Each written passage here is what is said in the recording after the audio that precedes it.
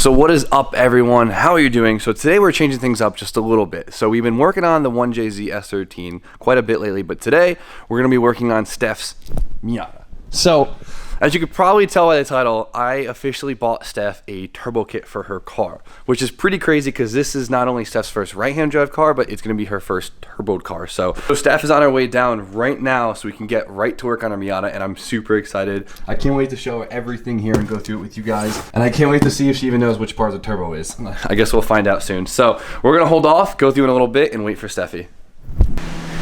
You excited? Yes, are you excited? I'm pretty stoked. It's gonna be a big day. So if you guys don't know about the car, if you're new to the channel, whatever, it is a 2000 NB Miata from Japan. It's right-hand drive, and for some reason, we got it with a VVTi engine in it with nothing hooked up. So we took it out, refreshed the engine, put a clutch on it, did all that stuff, and put it back in.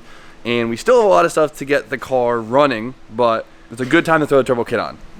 Sound good? Yeah. All right, you ready to see your first turbo kit? My little baby. Where is it? Oh, it's high. Boom. Look how small this thing is. All right, guys, so they have a T28 kit and they have like a T3 kit. I don't know what the T3 kit is, probably like a 30 or something, but I went with the smaller one because I figured Steph. Girl driver. Yeah, this one will be fun because it spools a little quicker and it's still good for like almost 300 horsepower, which is more than enough than she needs. It's a T28, so it's very similar to the turbo that was on my Black Z before I upgraded, so it's pretty cool. If this thing ever goes, we could always get like an upgraded SR turbo and throw it on. Yeah. Once I get used to the power. So this is of course a CX Racing turbo, and it's really nice. It even has coolant lines in it, which you usually don't see a lot of cheaper turbos have coolant lines on them. It looks really nice. No, it does. Seems very sturdy too. There's more stuff in here. And we got the hardware inside. Good. Oh, nice gasket. That's it. All right, let's see the manifold, bubs.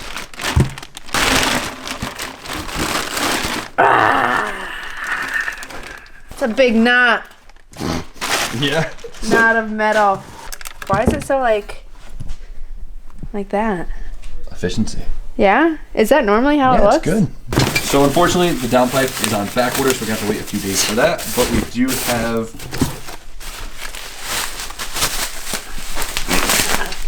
Oh, this is the downpipe. Okay, the mid pipe's on back order. They said one of the pipes on back order. It's definitely the mid pipe. And of course, we've got the turbo lines right here. The V-band clamp for the downpipe, and whatever that is. The best things come in little packages.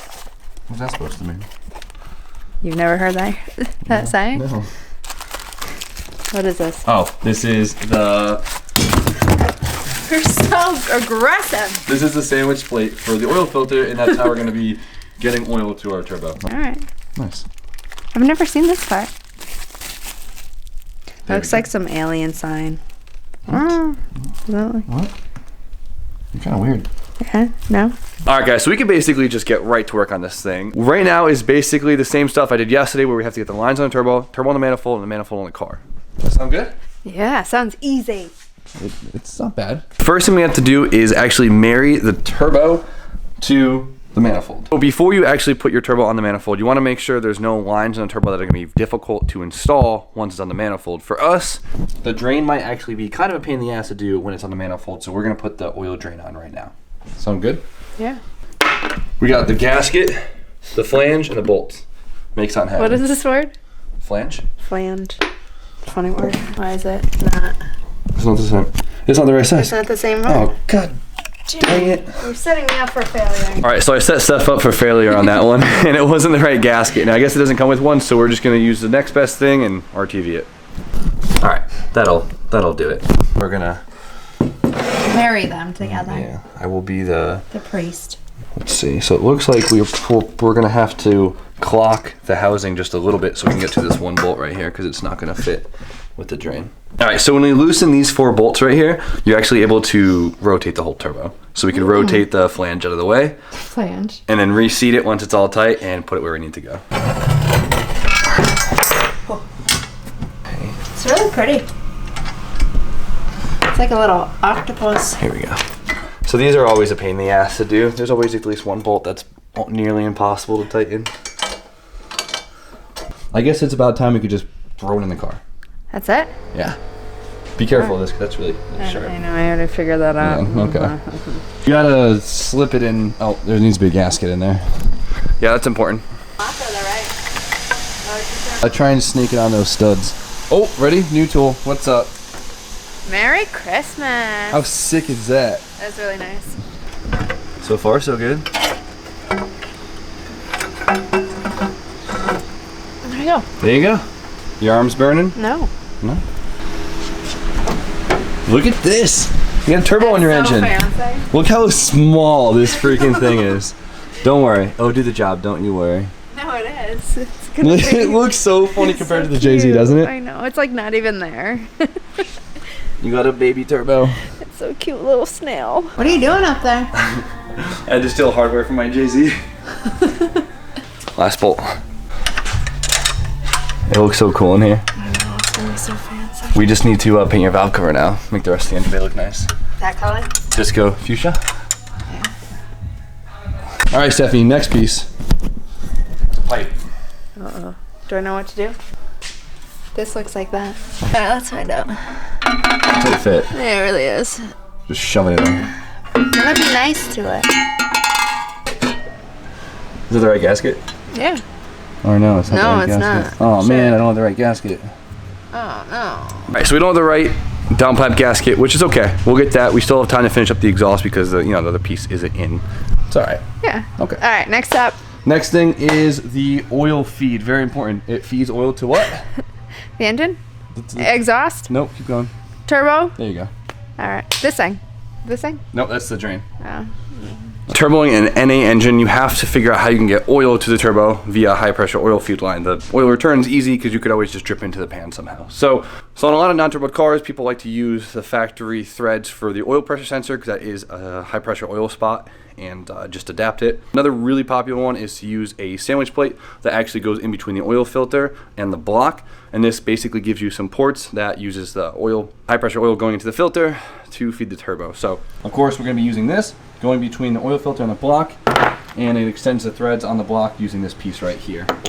So now this will be our new seat for the oil filter. Since the turbo line doesn't actually spin on this right here, way easier to put the line on first. Because doing this in the engine bay underneath the intake manifold would not be easy.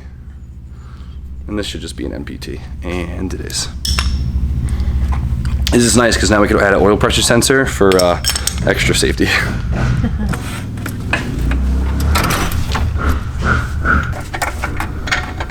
See it? No. Like, I see it. Yeah, there you go. And now a high pressure oil line, which is really freaking long, is just gonna screw right on top of the turbo. Nice. It's starting to look pretty complete. This has been pretty easy so far, cute. right? So the pain in the ass part is the oil drain and the intercooler, kind of. Next part is going to be, since we can't do the downpipe, the next part is going to be the intercooler kit, which can be a pain in the ass, but I believe that the CX kit is made to not have to cut anything. It's just all bolt on, which is sick, because usually you have to, make some brackets, cut some tabs, and do some crazy stuff, but we should be good to go. That sound good? Yeah. All right, so the first thing we have to do is we actually have to clock the inlet of the turbo. As you can see, currently it's kind of just pointing that way, and we got to have it pointing down. Oh, how do we do that? So like a clock it, like Yeah, spin do it. it? Ready? Spin it. Is that what you mean? Yeah, do it. I loosened it up already. Oh. There you go. How about this one? I don't know about that vacuum line. We might We have might to have put to it clock it. longer. Yeah, we could just Poke it up. Oh. take that off. Yeah. All right, we should be good right there. We're gonna leave it loose just in case we have to turn it just a little bit more. Ooh, clock it. I like that wording. So since we got this car with the engine just kind of like thrown in there as a long block, it's missing some accessories, and power steering is one of them. Luckily, I ran all the power steering stuff a couple weeks ago, and I just picked up a pump so we could throw the pump on before we do the intercooler prepping to make sure it all fits. Completely forgot about it. It's a tight fit. Yeah, it's in. Cool.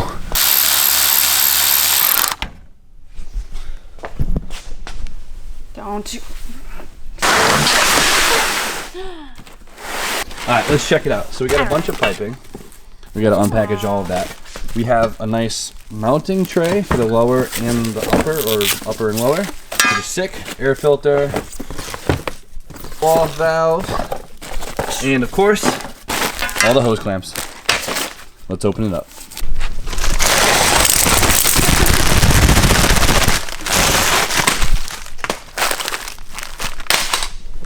What do you think? Beautiful. We might have to take the front bumper off. I haven't figured that out yet. I think we do. So with the radiator out, I think I can get the intercooler in as long as we take out this like plastic panel right here, the windage guide, whatever you want to call it. And we might be able to do it with the bumper on. I guess we'll find out pretty quickly. Yes, we got it. Woo.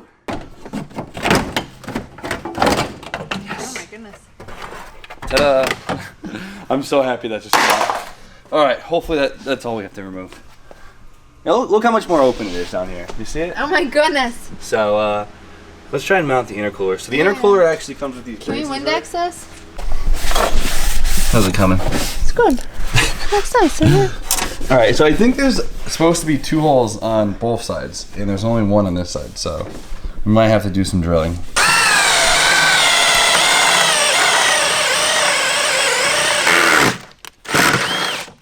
Perfect. Now it sits flush.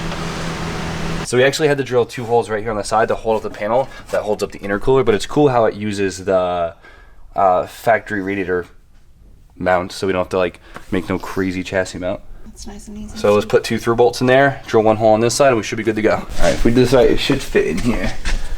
Ooh.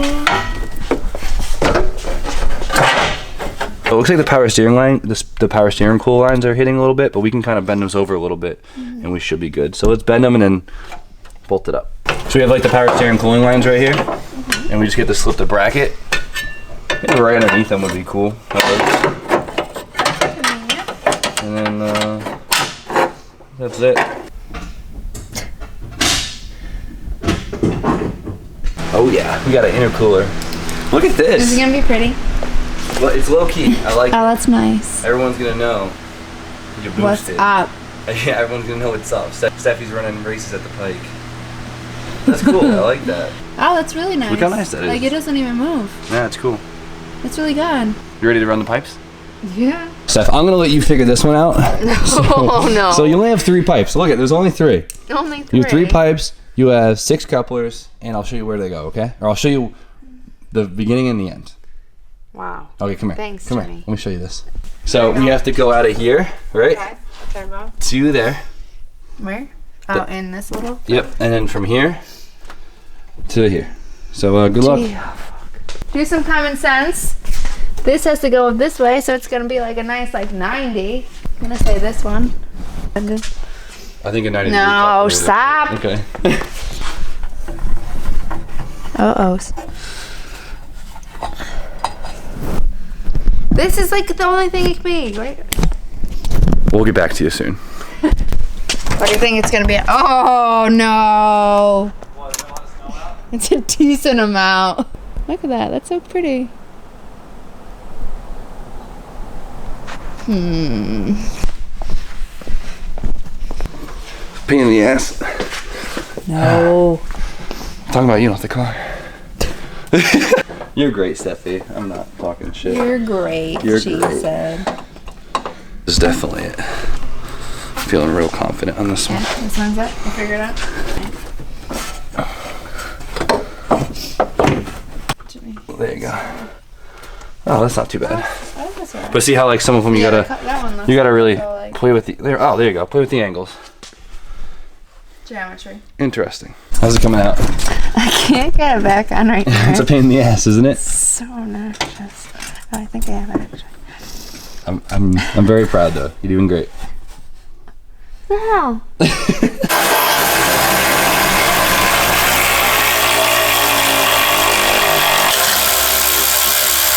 What'd you find?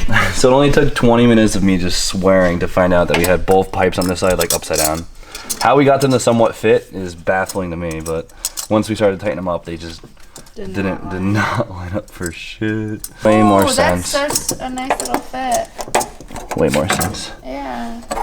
So much better, so much cleaner. Okay, now we can get back to the whole tightening part. All right, what was that, 35 minutes? No. That felt like 35 minutes. That was pathetic. It was a pain in the ass. If they don't sit perfectly, like if it's slightly off, coupler doesn't fit for shit. So it's a pain in the ass, but it works. And it fits, now that like I got it right, it fits great. So I'm really stoked. Everything is connected besides the exhaust and the oil drain, which is pretty good. So yeah. I think it's a good day for today. So now for the engine, since we never really finished the swap, we still need to put the fuel lines in, which are easy. We got to hook up the heater hose lines and the radiator lines, and should be good to go. Vroom, vroom, vroom. Not too bad. You excited? Yeah, it's gonna be so good. Really great. Thank you, boyfriend. Ready to go home? Not yet. Let's go see the snow. That was a lot. Oh, Jesus Christ. It's snowing. I wasn't ready for this. I don't like snow. Do you? All right, guys, so I'm pretty happy with our progress today. Are you? Yeah. I think we did pretty good. We only have a couple hours into it. We just started a little late. Yeah, no, but it's gonna be good. But there it is, guys. That's a big chunk. Yeah, it's a big chunk, right? It Yeah. looks pretty cool in there, doesn't it? Yeah, it looks so fancy. How do you feel to have a turbo? It's gonna be scary. You're gonna do great. I don't know what it means. I've only driven RJ's car once. And that was before we turned the boost up too. Yeah. Nah, you'll be great. So I'm really excited for this car. It really shows that if you have all the right stuff, you could easily do this whole entire thing in a day. Like, it's pretty cool. CX Racing kit, best bang for the buck. I think so. This is our third one so far, and they've been great. If you guys want to get something for your car on the CX Racing website, you can always use discount code JimmyO, no spaces, and make an account on there, and you can get 12% off, which is pretty cool. So I think we're gonna end it. We're both tired, and we got a long drive in the snow. So you feeling good about it? Yeah. Okay, I'm gonna get a cheeseburger and go home. So you guys know the deal. Like, comment, subscribe. Stay tuned for more content. And Steffi? Have a good night. I'm cold-hearted and broke, I cold-started and choke. I grow part with my soul, devote harder to grow. I know what, hey, I know what.